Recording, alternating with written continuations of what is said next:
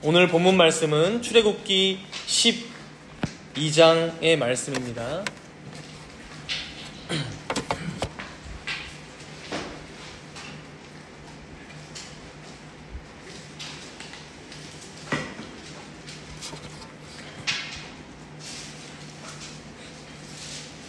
출애굽기 12장 1절부터 28절까지가 오늘 본문 말씀인데 제가 봉독은 1절에서 14절 말씀만 봉독하도록 하겠습니다.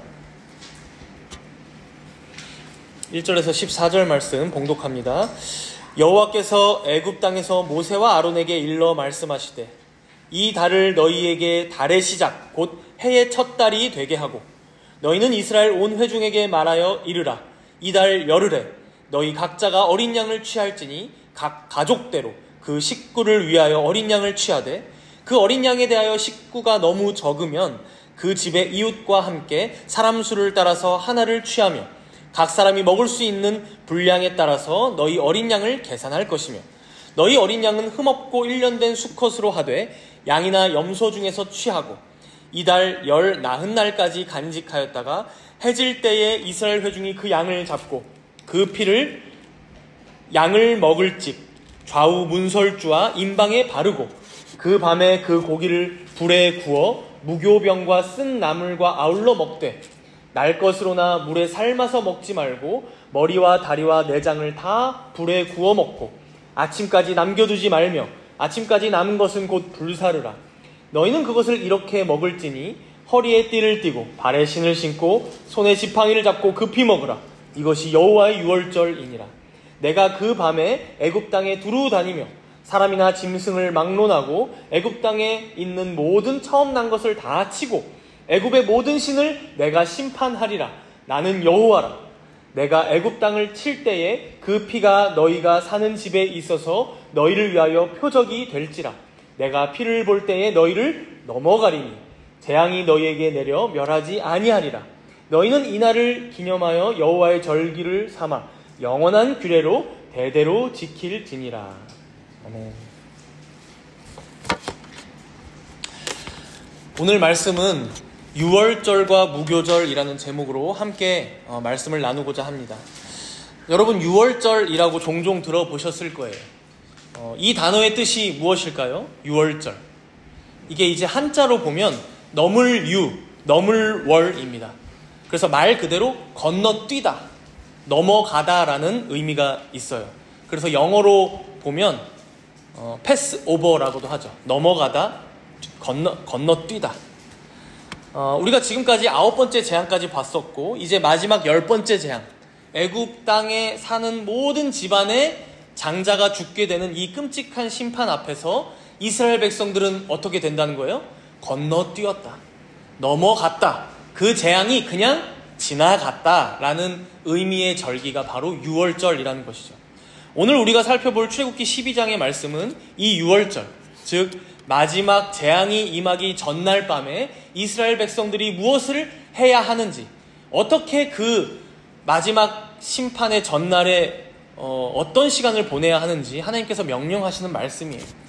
근데 여기서 우리가 한 가지 짚고 넘어갈 게 있습니다. 이 유월절 규례가 선포되는 시점을 우리가 한번 생각해 보면 지난주에 11장 말씀을 봤지만 재앙은 나오지 않죠. 근데 어떤 말씀이에요? 이제 마지막 9번째 흑암 재앙이 지나가고 마지막으로 하나님께서 바로 왕에게 10번째 재앙이 다가오면 모든 집안의 장자들이 죽을 거야. 거의 협박하는 식으로까지 최종적으로 경고하시는 말씀이었어요. 그래서 애굽 온 땅에 전무후무한 큰 부르짖음이 있을 거야. 그러니까 그 밤새 내내 어때요? 집안마다 장자의 죽음을 딱 알았을 때 비명소리가 들리기 시작하는 거예요. 통곡소리가 들리기 시작하는, 바로 그 마지막. 근데 바로는 어떻습니까? 오늘 본문 바로 앞에 한번 보실까요? 11장 10절 말씀이에요. 11장 10절 말씀 다 같이 한번 읽어봅시다. 시작. 모세와 아론이 이 모든 기적을 바로 앞에서 행하였으나 여호와께서 바로의 마음을 완악하게 하셨으므로 그가 이스라엘 자손을 그 나라에서 보내지 아니하였더라. 물론 하나님의 주권과 계획 가운데 바로의 마음을 완악하게 하셨다고 하지만, 그리고 그가 자신의 마음을 그렇게 완악하게 했지만 결국 상황은 어떻습니까? 이스라엘 백성들이 보기에는 와, 9번째 재앙까지 하나님께서 베푸셨는데도 지금 10번째 재앙 앞에서도 지금 바로는 무너지지 않고 있네? 하나님께서는 하실 만큼 하신 것 같은데 바로 왕은 꺾이지 않네? 이스라엘 백성들 입장에선 이쯤 되면 믿음이 떨어지기가 쉽죠. 오늘 본문 12장은 바로 이러한 때에 주어지고 있는 유월절 규례입니다. 즉 여전히 바로 왕은 건재해 보이고 자신들은 여전히 그의 노예이고 그 어떤 재앙에도 애굽은 굴하거나 무너지지 않았어요. 과연 10번째 재앙이 이 땅 가운데 펼쳐진다 해도 저들이 우리를 놓아줄까? 구원해 줄 수 있을까? 믿음이 약해질 만한 때에 주어지고 있는 하나님의 유월절 명령, 규례라는 거예요. 그래서 이 명령이 무엇입니까? 내가 이제 곧 10번째 재앙을 밤에 내릴 건데 각 집마다 어린 양을 잡아라. 그리고 그 양에게서 나오는 피를 너희들 문지방, 문설주에 다 발라라. 그리고 그 잡은 양은 모든 가족들이 함께 먹어라. 이 명령이거든요. 이게 얼핏 들으면 별거 아닌데 할 수 있지만 여러분 당장 오늘 밤에 가서 그 일을 해야 한다고 생각해 보세요. 양을 잡아. 그리고 그 피를 받아서 적셔서 문지방에 발라. 그걸 구워서 또 다 구워서 다 먹어야 돼. 삶으면 안 됩니다. 쉽지 않은 절차예요. 그럼에도 지금 이스라엘 온 회중은 어떻게 했다는 거예요? 다른 말 덧붙이지 않고 묵묵히 이 명령에 따랐다는 거예요. 아, 이렇게 하면 하나님께서 우리를 구원하시겠지. 이 믿음으로 이 피를 보시면 하나님께서 우리 가정은 이 재앙으로부터 넘어가게 하시겠지. 이 심판으로부터 건너뛰게 하시겠지라는 믿음으로 온 이스라엘 회중이 다, 온 가족들이 다 순종했다는 거예요. 여러분, 이것은 하나님의 보이지 않는 약속을 믿는 믿음의 순종의 밤이었습니다.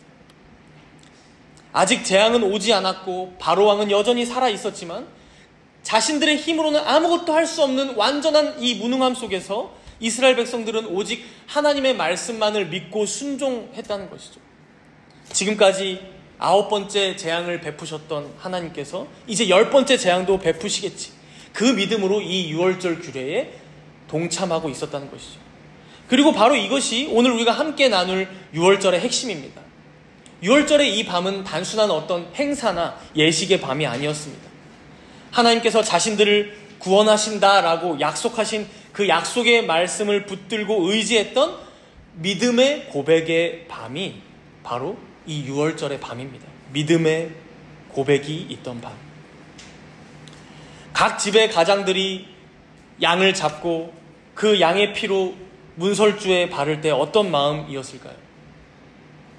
주님, 당신의 약속대로 이 양의 피를 문설주에 저희가 바릅니다. 이 문 안에 살고 있는 모든 가족들이 사실은 죽어 마땅한 죄인인데 주님, 이 피를 보시고 우리를 구원하여 주옵소서. 이날 이 밤에 온 이스라엘 백성들이 바로 이 약속을 의지함으로 피를 문설주에 발랐고 함께 양을 구워 먹으며 그 밤을 두려움 가운데가 아니라 믿음 가운데 보낼 수 있었다는 것이죠. 결국 이것이 오늘 우리에게 무엇을 보여줍니까? 오늘날 우리를 구원하는 믿음도 바로 이와 같다는 것입니다. 당시 이스라엘 백성들은 지금의 우리처럼 2000년 전에 유대 베들레헴에 태어나신 그 예수 그리스도를 아주 정확하게 알지는 못했어도 바로 이날 하나님께서 정하고 허락하신 저 어린 양의 피를 우리 집 문설주에 바를 때 저 양이 우리를 대신하여 죽었기 때문에 우리가 살 수 있음. 저 양이 우리가 받을 형벌, 심판, 재앙을 대신 받아 죽었기에 우리 집안의 장자는 살겠구나. 아니, 우리 집안의 모든 가족들은 구원받겠구나. 이 믿음으로 지금 유월절 이 밤에 믿음으로 고백을 하고 있는 것이죠. 이 규례에 참여하고 있다는 것이죠. 지금의 우리는 어떠합니까? 하나님께서 우리의 구원을 위하여 창세전부터 정하신 그 어린 양, 그 중보자, 바로 하나님의 독생자 아들 예수 그리스도를 믿을 때에 그가 우리의 죄악과 허물을 다 가져가시고 그가 우리가 죽어야 하는데 우리가 형벌을 받아야 하는데 그가 대신 받으셨기에 우리가 그를 믿고 영접하고 받아들일 때 우리 또한 이 믿음으로 구원받는다라는 것이죠. 구약의 이스라엘 백성들도 그 어린 양으로 예표된 진짜 실체이신 예수 그리스도로 말미암아 구원을 얻었습니다.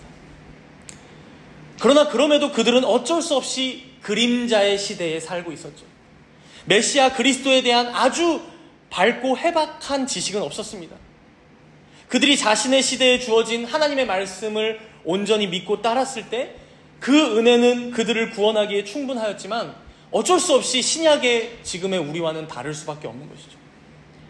이런 면에선 조금 다를지 몰라도 그럼에도 그들이 유월절 그 밤에 어린 양을 잡아 그 믿음 가운데 피를 바르고 이후에 보면 무교병을 구워서 쓴나물과 함께 먹고 허리에 띠를 띠고 발에 신을 신고 손에 지팡이를 잡고 그 피 먹었을 때의 그 믿음, 그 신앙, 그 자세와 태도는 지금 우리가 구원받는 믿음의 본질과 다를 바가 없다는 것입니다.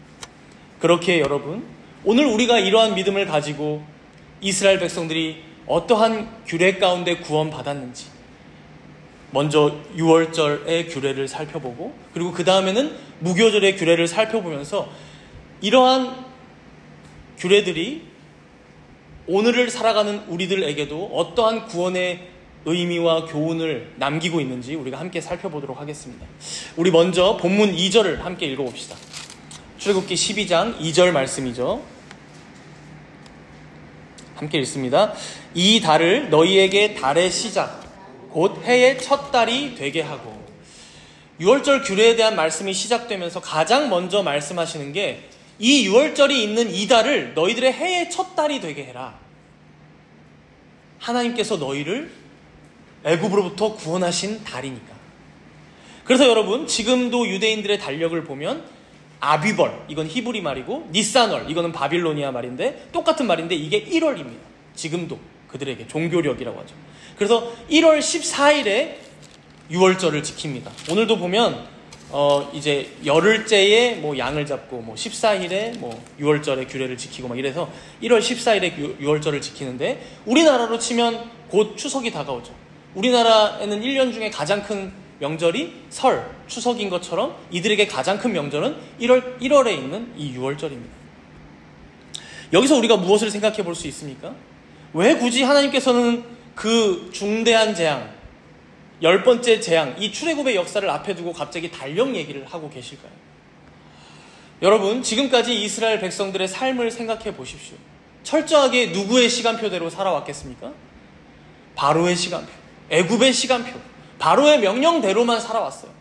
그들이 일하라 하면 하고 쉬라면 쉬고 그들이 고역을 주면 고통스럽지만 따르고 누군가 이웃이 죽어가지만 말 한마디 못하고 억압받으며 살아왔어요. 그러나 여러분, 이제는 어떻습니까? 오늘 밤이 지나고 10번째 재앙이 애굽이 내리고 드디어 이 애굽으로부터 구원받는 순간 어떻게 됩니까? 이제 너희들 새로운 인생이 시작될 거예요. 지금까지 바로왕에게 얽매여 있던 그 시간들이 비로소 구속을 받게 되는 것이죠. 해방되는 것이죠. 그래서 이 시간표를 새롭게 맞추는 의미에 대해서 우리가 한마디로 정의해 보자면 하나님께서 그들의 시간을 구속하신 것이다 라고 우리는 기억해 볼 수 있을 것 같아요. 하나님께서 그들의 시간을 구속하신 것이다. 이제 더 이상 너희가 살아갈 그 시간들, 그 인생은 누군가를 위해 살 필요 없다. 바로왕을 위해서 살 필요도 없고 세상의 나라를 위해서 살 필요 없고 혹은 우상을 숭배하기 위해서 살 필요 없고 이제는 누구를 위해서만? 여호와 하나님을 예배하기 위해서 나의 말씀을 듣고 내 안에서 온전히 쉬며 안식하고 그 안에서 평안하고 행복하게 살아가기 위해 내가 너희들의 시간을 구속한다, 구원한다. 이걸 이들의 달력, 종교력으로 표현하고 계신 것이죠. 우리 또한 마찬가지입니다. 우리가 예수 믿고 변하는 것이 있다면 무엇일까요? 더 이상 우리는 세상의 시간표에 얽매인 자들이 아닙니다. 물론 세상의 시간표를 존중하고 때로는 그것에 협조하며 그리고 그것을 참고하기도 하죠. 아, 여름이 다 갔으니까 이제 가을 옷을 꺼내볼까? 겨울 옷을 좀 정리해볼까? 그렇죠? 그러나 궁극적으로 우리의 시간표는 어디에 있습니까? 저 하늘에 있다는 것이죠. 이미 우리는 영원을 살기 시작하고 있잖아요. 영생을 살아가고 있잖아요. 죽음조차도 우리를 막지 못하고 영원으로 들어가는 문일 뿐이잖아요. 그렇게 우리는 이 땅의 것들을 위해서만 살아가지 않습니다. 내 인생의 성공이나 실패로 이 땅의 것들로 나를 재단하지 않습니다. 오직 나를 위해 죽으신 예수 그리스도 안에서 그를 높이고 그를 영화롭게 하며 그 안에서 만족하고 안식하며 그와 함께 영혼을 살아가는 것. 이게 바로 구원받은 하나님의 백성들의 시간표요, 마땅한 초점이라는 것이죠. 오늘 하나님께서는 유월절 규례를 믿음으로 순종하고 참여하는 자들에게 바로 너희들은 이제는 하늘의 시간표대로 살아가는 거야. 영생을 소유한 자들로 살아가는 거야. 그 복이 너희들에게 이미 있어. 이 달력의 재설정을 통해 말씀하셨던 것입니다. 그럼 이제 우리가 유월절 규례 자체에 대해서 조금 더 살펴보겠는데요. 본문 3절을 한번 보실까요? 12장 3절을 보시면 이제 식구수대로 어린 양을 준비하라고 해요. 아주 디테일해요. 너희들 식구수대로 다 못 먹겠니? 그러면 옆집이랑 의논해서 딱 정확하게 잡아야 돼. 그러다가 이제 4일이 지나서 6절에 보시면 해질 때에 이스라엘 회중이 그 양을 잡고, 해질 때에 잡습니다. 저녁 먹으려고. 이 다음이 중요해요. 이제 우리 7절을 함께 읽겠습니다. 7절입니다. 함께 읽습니다. 그 피를 양을 먹을 집 좌우 문설주와 임방에 바르고. 여기서 이제 이 양의 피를 왜 문설주와 임방에 바르라고 하셨을까? 이걸 본문 23절로 함께 읽어보겠습니다. 23절입니다. 12장 23절 뒤로 쭉 넘어가죠. 함께 읽습니다.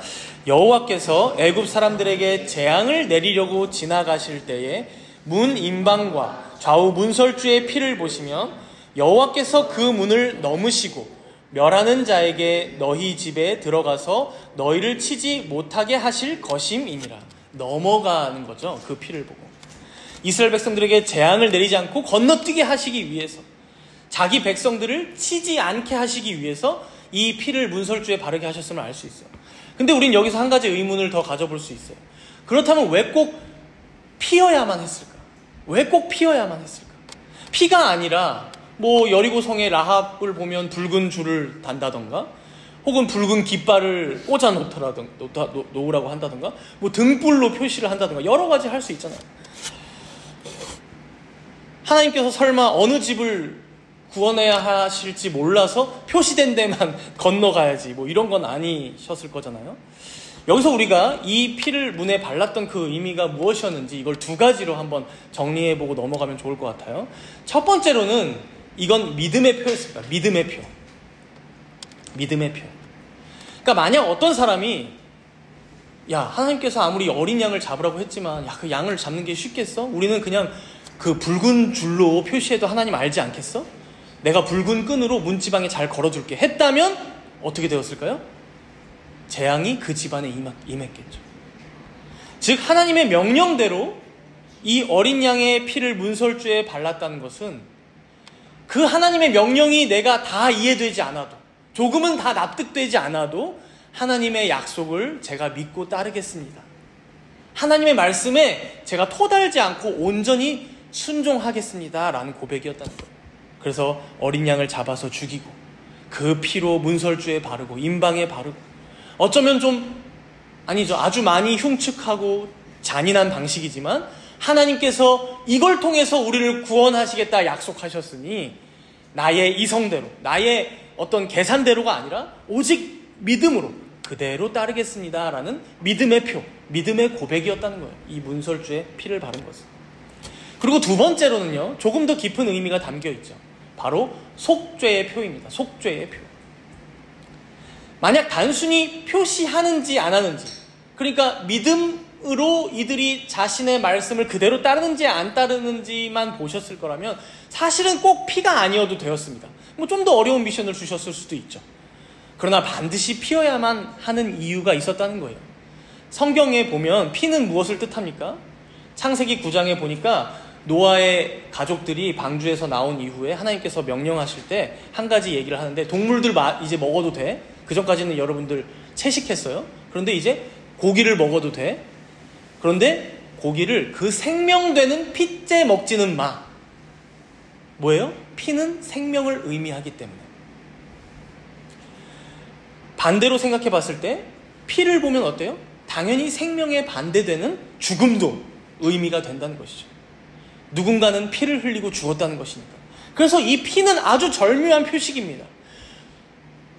누군가의 생명을 뺏었다는 표식이 되기도 하고 누군가가 죽었다는 표식이 되기도 합니다. 여기서 우리가 알 수 있는 게 무엇입니까?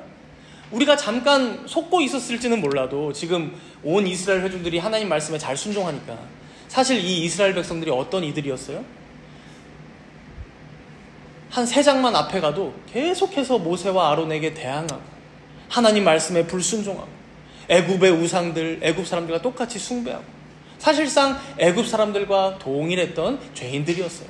400년을 거기서 살았으니까요. 이들 역시 애굽이 당할 그 10번째 재앙을 함께 당해야 마땅한 자들이었음을 우린 여기서 알 수 있어요. 그들의 애굽 사람들의 장자만이 아니라 이스라엘 백성들의 장자도, 아니 이스라엘 백성들 모든 이들이 하나님의 공의로운 심판 아래 형벌 받아야만 하는 자들이었음을 알 수 있죠. 결국 하나님께서는 이들에게 바로 이 사실을 뼈저리게 깨닫게 하시기 위하여 이 피를 직접 바르도록 요구하셨던 거예요.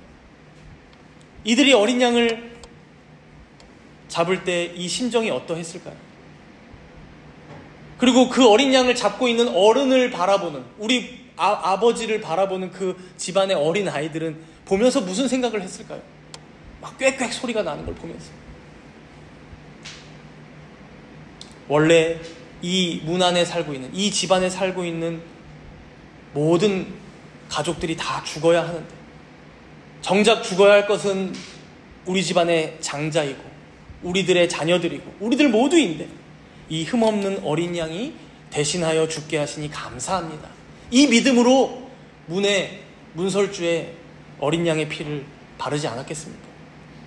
하나님의 진노를 이 양에게 쏟으시고 이 피를 보시고 우리를 불쌍히 여겨 주시옵소서 기도하지 않았을까요? 여러분, 바로 이게 참된 믿음입니다. 자신의 자격 없음을 인정하고 무능함을 고백하며, 그러나 하나님께서 전적인 은혜로 주께서 허락하신 이 양을 통해 우리의 죄를 대신 갚게 하시고 결국 우리를 구원하신다는 그 은혜를 받아들이는 믿음, 이게 참된 믿음이라는 거죠. 아마 이들은 자신들을 대신하여 죽는 이 양을 통해 장차 아주 먼 미래에 이 땅에 오실 그 메시아 그리스도를 희미하게나마 바라보았을 것입니다. 그러나 이 희미한 지식과 믿음이 그 당시에 그들을 구원하기에는 충분한, 이들을 구원하는 참된 믿음이었다는 것이죠. 사랑하는 여러분, 그렇다면 여러분들은 어떠한 믿음을 갖고 살아가십니까? 그 실체이신 예수 그리스도를 다 알고 믿는 여러분들은 어떠한 믿음으로 구원받아 하나님의 자녀가 되셨습니까? 마침 우리가 요즘 웨스트민스터 대우리 문답을 배우고 있는데 거기서도 구원하는 믿음이 무엇인가, 의롭게 하는 믿음이 무엇인가 알려주죠. 진정 구원하는 믿음이 여러분 안에 있으십니까? 진정으로 이들이 자신들의 문설주에 어린 양의 피를 발랐듯이 여러분들 또한 예수 그리스도의 그 보혈의 피, 여러분들을 대신하여 죽으셨다는 그 사실을 믿고 받아들이며 그가 이루신 구원, 그가 다 이루신 하나님의 의, 그가 우리에게 주시고자 약속하신 영생을 받아 누리며 살아가고 계십니까? 이들은 희미하게 본 것을 우리는 선명하게 보고 있어요. 이들이 그림자 안에 거했다면 우리는 빛 가운데에 거합니다. 이들은 잡지 못했던 그것을 우리는 실체로 붙잡고 살아갑니다. 그러나 그렇다면 여러분은 얼마나 여러분들의 마음의 문설주 가운데 그리스도의 피를 바르며 살아가고 계시냐라는 것이죠. 얼마나 우리를 대신하여 죽으신 그 구원의 은혜를 묵상하며 살아가고 계시냐, 얼마나 그가 베푸신 구원과 생명과 의를 누리며 살아가시냐라는 것이죠. 사랑하는 여러분, 오늘 이 이스라엘의 유월절을 바라보며 진정 우리의 유월절은 어떠한지 되돌아보아야 할 것입니다. 우리에게는 여러분 매일이 유월절입니다. 이들은 1년에 한 번 아직도 지켜요. 그러나 그리스도 안에서 모든 것이 성취되었다고 믿는 우리는 매일 매 순간이 유월절입니다. 그리스도의 그 구속의 유익을 날마다 우리는 먹고 마시고 누릴 수 있습니다. 오늘 성찬도 그러합니다. 이렇게 마지막 재앙의 전날 밤 유월절은 이렇게 지나갑니다. 근데 이어서 오늘 본문 15절에서 20절을 한번 보실까요?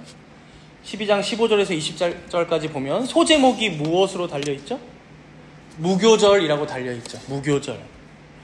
이 무교절은 이제 유월절에 뒤이어서 7일 동안 이어지는 절기예요. 방금 유월절이 끝났는데 왜 또 무교절이 이어지지 싶죠? 그 이유가 본문 17절에 나와요. 우리 12장 17절 함께 읽도록 하겠습니다. 읽습니다. 너희는 무교절을 지키라. 이 날에 내가 너희 군대를 애굽 땅에서 인도하여 내었음이니라. 그러므로 너희가 영원한 규례로 삼아 대대로 이 날을 지킬지니라. 그리고 잠깐 앞으로 와서 14절도 한번 볼게요. 14절에 이렇게 나오죠. 너희는 이 날을 기념하여 여호와의 절기를 삼아 영원한 규례로 대대로 지킬지니라. 이 유월절, 이 무교절 너희들 다 기념하여 대대로 지켜라. 여러분, 결혼기념일 왜 챙기세요? 왜 결혼기념일 안 챙겨주면 보통은 아내분들이 서운해하죠. 왜 서운해하십니까? 이 사람이 결혼기념일도 까먹었어? 혹시 나를 사랑하지 않는 거 아니야? 나한테 프로포즈 할 때는 손에 물 한 방울 안 묻히게 해주겠다고 프로포즈 하더니만 이제는 그거 다 잊고 나 사랑한다더니만 사랑하지도 않는 것 같고 억지로 살고 있는 거 아니야? 어떻게 결혼기념일 까먹어? 이런 이제 서운한 마음이 들잖아요. 마찬가지예요, 여러분. 마찬가지. 왜 하나님께서는 이 날을 기념하라고 하셨을까요? 너희로 이 절기를 기억하면서 매년마다 그때가 되면 유월절도 지키고 무교절도 지켜라고 하셨냐는 것이죠. 여러분, 우리가 건망증이 참 심해요. 결혼기념일도 있고 다 잊고 살아가는데, 그러나 여러분, 가장 심한 건망증이 무엇일까요? 우리가 어쩔 수 없이 우리는 죄인들이기에 영적인 건망증이 가장 심해요. 영적인 건망증. 내가 하나님의 자녀라는 정체성, 내가 하나님의 그 놀라우신 은혜로 구원받았다라는 것, 다른 사람이 아닌 바로 내가 죽어 마땅한 죄인인데 그런 나를 대신하여 그리스도께서 죽으시고 나를 그 죄의 수렁으로부터, 사망의 권세에서부터 건지셨다는 것을 잊고 살기가 너무 쉬워요. 그래서 여러분, 이거 잊지 말라고 하나님께서는 무엇을 주셨어요? 우리에게 매년 부활절, 성탄절을 주신 건 아니죠. 성경에 나오지 않습니다. 매주일을 주셨어요. 오늘 우리가 이렇게 모여있는 것처럼 매주일. 우리가 매주일마다 모여서 함께 예배드리고 또 말씀 듣고 그리고 또 말씀으로 교육하는 이유가 무엇입니까? 또 오늘 성찬식을 베풀게 될 텐데 이렇게 성례를 부지런히 베풀라고 명령하신 이유가 무엇이겠어요? 너희들 잊지 마. 오늘도 또다시 떠올려. 다시 너희들 기억해. 나 서운해. 이거는 보통 사람들이 하는 말이고. 나를 살리시고 구원하신 그 하나님의 은혜를 오늘 여기서라도 듣고 떠올리라고. 그의 찢기신 몸이, 그의 흘리신 피가 다만 내가 구원받았던 그 한순간뿐만이 아니라 바로 오늘도 나를 살리시는 그 은혜임을 너희들 또 경험하라고. 이렇게 주일마다 피곤하고 힘들 때 많지만 모이라는 것이죠. 하나님께서는 이스라엘 백성들에게도 그것을 바라시고 이 절기를 매년 지켜라 말씀하셨던 거예요. 물론 그리스도가 오신 이후 신약의 백성들은 이 유월절이나 무교절에 얽매이지 않죠. 그러나 바로 이 의미가 오늘 우리의 신앙생활에 다 녹아 있다고 보시면 돼요. 그럼 여기 이제 무교절이 뭐냐? 방금도 우리가 읽었지만 18절에 한번 보실게요. 12장 18절에 보시면 첫째 달 그 달 열 나흔 날 저녁부터예요. 열 나흔 날은 아까 유월절이에요. 그러니까 유월절 저녁부터 21일 저녁까지, 그 다음 날부터 셌을 때 7일 후에요. 21일 저녁까지 너희는 무교병을 먹을 것이요. 그러니까 쉽게 정리해보자면 유월절 저녁부터 이후 7일 동안 무교병을 먹는 절기가 무교절이에요. 6월절 저녁부터 이후 7일 동안 무교병을 먹는 절기. 이게 무교절.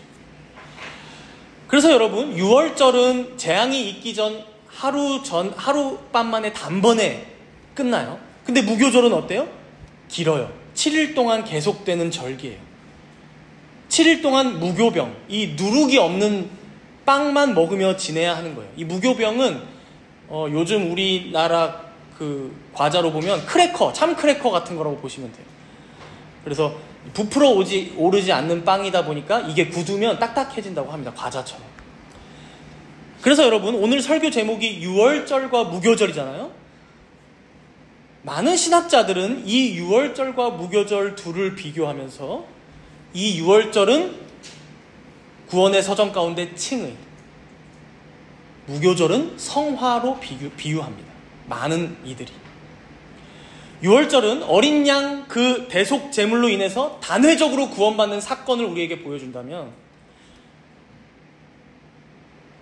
대조적으로 무교절은 어때요? 이미 6월절의 사건으로 구원받은 자가 이제 7일 동안, 그리고 이 7일은 상징적으로 완전수잖아요. 그래서 자신의 남은 전 생애를 거룩한 백성으로 살아가는 삶을 의미한다. 그래서 성화. 그래서 이 6월절과 무교절은 특별히 칭의와 성화를 각각 보여준다라는 거예요. 물론 여러분 오늘 오후에도 우리가 마침 절묘하게 칭의와 성화를 비교하는 날이에요. 그래서 더 배우겠지만 이게 따로 떼어놔서 설명할 수 있지만 분명히 칭의받은 자가 성화되지 않을 리는 만무합니다. 하나예요. 하나. 그래서 6월절과 무교절이 연결되어 있는 것과도 같은 이치라고 보시면 될 것 같아요. 그렇다면 이제 칭의받은 그 신자가 성화를 상징하는 이 무교절에 무엇을 하는지가 우리가 그 의미를 가져와서 생각해 볼 수 있잖아요.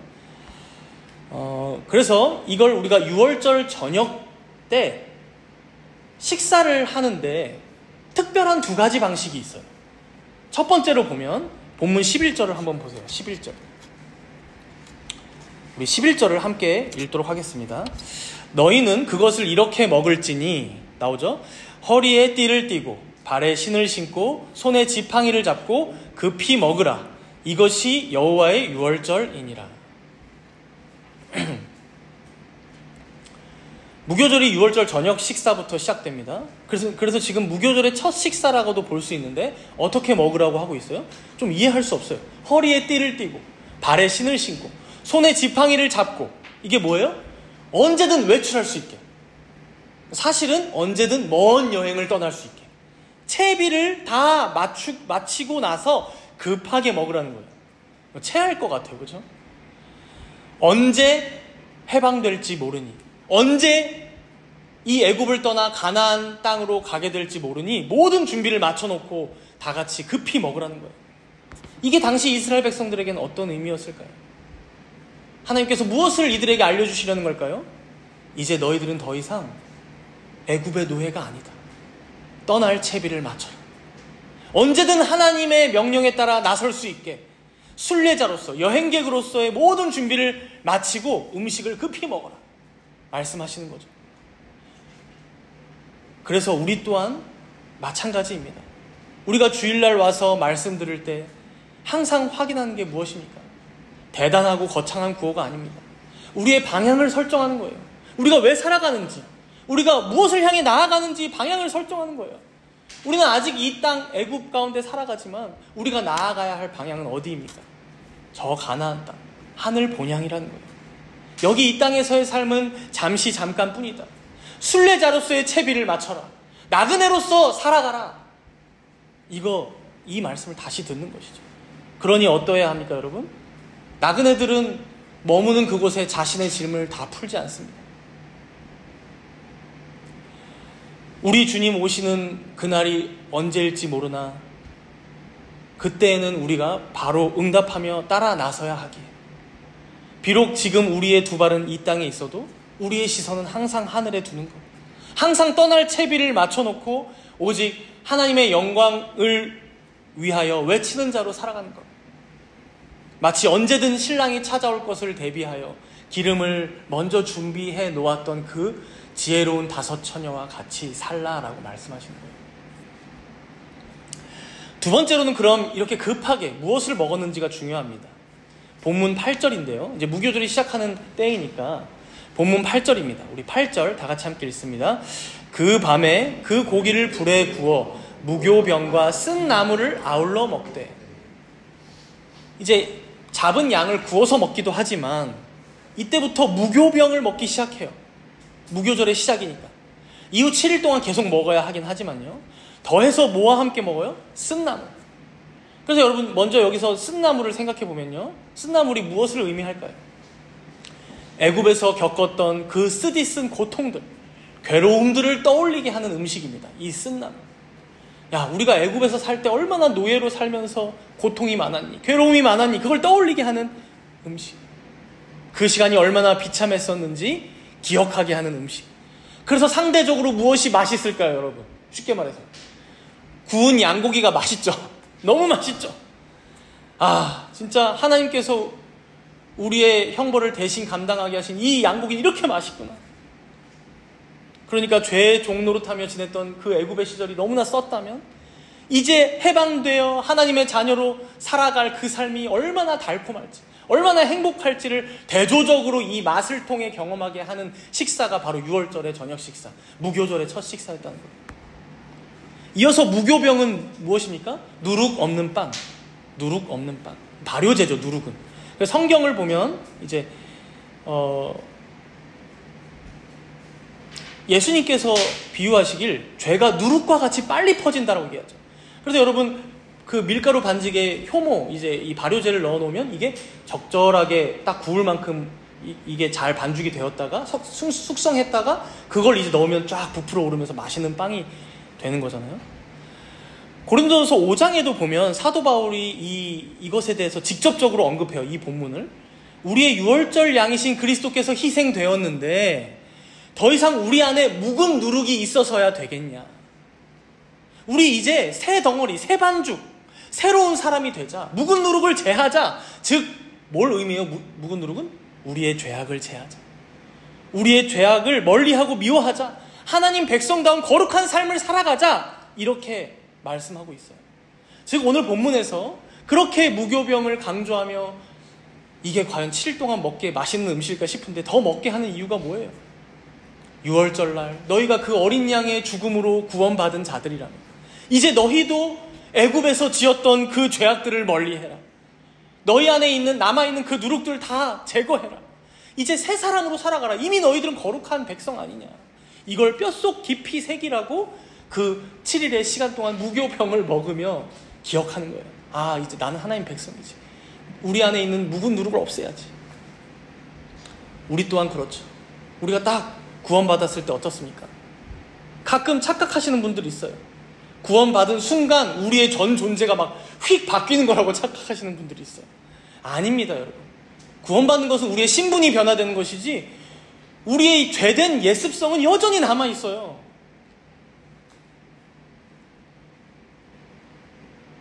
그래서 그 시시때때로 그 옛사람의 죄악된 습성들, 어떤 생각들, 말, 이 행동들이 얼마나 툭툭 튀어나옵니까? 주님께서는 이제 너희가 구원받은 자들이라면 바로 그 누룩, 그 옛사람의 습성을 멀리하고 미워해라.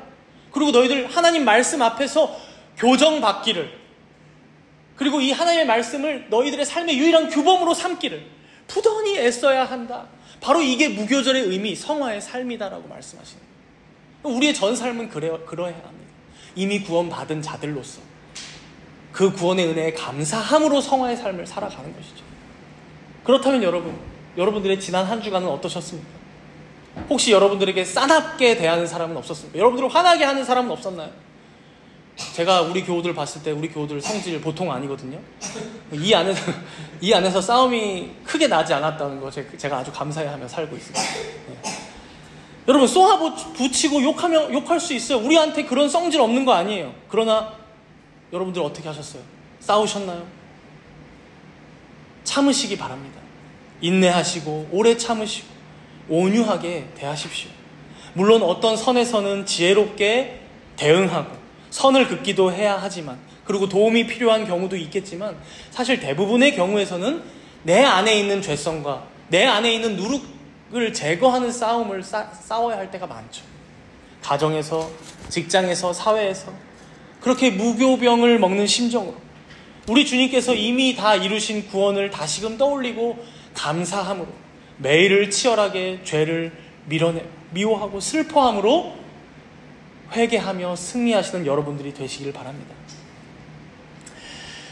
이처럼 오늘 본문의 6월절은 우리를 구원하신 하나님의 놀라운 은혜를 보여주고, 무교절은 이제 구원받은 자가 어떻게 살아야 하는지를 보여주는 마치 구원의 교과서와 같습니다.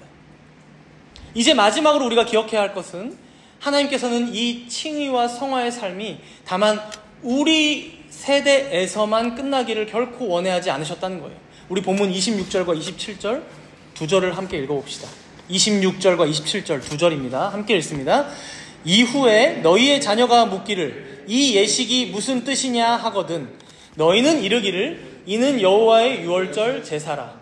여호와께서 애굽 사람에게 재앙을 내리실 때에 애굽에 있는 이스라엘 자손의 집을 넘으사 우리의 집을 구원하셨느니라 하라 하매 백성이 머리 숙여 경배하니라. 이스라엘의 후손들이 물을 거래요. 뭐라고? 아빠, 이 유월절 예식은 뭐예요? 이 무교절, 맛도 없는 무교병 맨날 먹어야 되는 이 절기가 뭐예요? 마찬가지로 우리의 후손들이 묻습니다. 아빠, 이렇게 지겨운 예배를 왜 매 주일마다 드려야 하나요? 엄마, 성찬식이 뭐예요? 왜 나는 안 주고 어른들끼리만 먹어요? 그럴 때 어떻게 해야 합니까? 이는 여호와의 유월절 제사라. 이 성찬식은 우리를 구원하신 그 예수 그리스도를 우리가 기억하며 함께 먹고 마시는 예식이야. 우리가 이 빵과 잔을 먹고 마실 때 성령 하나님께서 우리에게 은혜를 주신대. 우리의 믿음을 더욱 강건하게 하신대. 이 정도는 여러분들이 담대히 대답할 수 있어야 되지 않겠습니까? 사랑하는 정다문교회 성도 여러분, 성찬은 단순히 어른들만의 행사가 아닙니다. 우리의 자녀들이 여기 함께 앉아서 빵이 떼어지는 것을 눈으로 보고 포도주가 쏟아지는 것을 보면서 아, 저렇게 우리 예수님께서 죽으신 것을 눈으로 보여주는 예식이구나, 눈에 보이는 은혜의 표이구나 배우는 시간입니다. 또한 이 예식에 참여하는 아빠, 엄마의 모습을 보면서 혹은 주변에 있는 삼촌, 이모의 신앙과 자세와 태도를 보면서 다시금 자신의 신앙도 성찰해보고 또한 자신도 이 귀한 예식에 참여하는 날이 오기를 주 앞에 소원하며 기다리는 시간이라는 것이죠.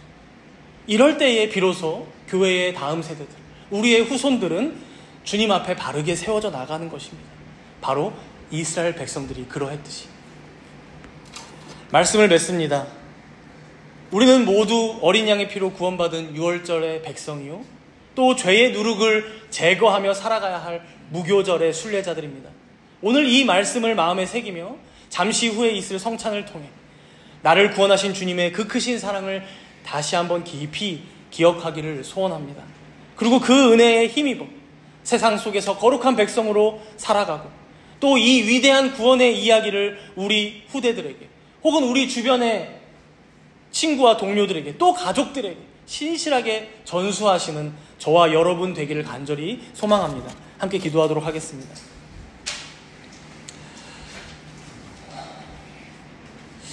먼저 우리가 구원받은 하나님의 백성임에도 여전히 우리 안에 죄의 누룩과 같은 옛사람의 죄된 습성이 있지는 않은지, 그러한 생각, 말, 행동은 없는지 되돌아보며 회개하도록 하겠습니다.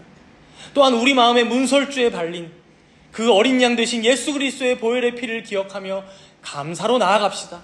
죽어 마땅한 우리들이었지만 나를 대신하여 또 우리를 대신하여 십자가에서 모든 피를 쏟으신 주님의 그 사랑을 기억하며 이제 진정한 거룩한 순례자로 성화되어져 나아가는 주님의 백성들 모두가 되게 해달라고 우리 잠시 동안 간절히 기도하며 나아가시겠습니다.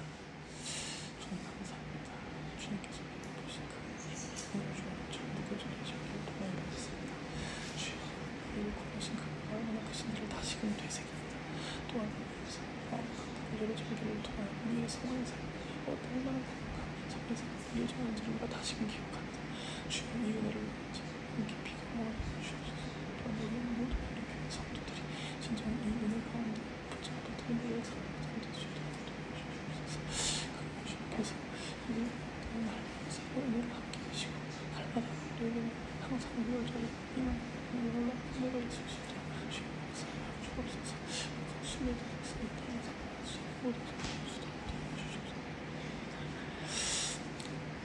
사랑이 많으신 주님, 죽음의 심판이 마땅했던 저희들을 6월절 어린 양의 피로 덮으사 구원해 주신 그 놀라운 사랑에 감사를 드립니다.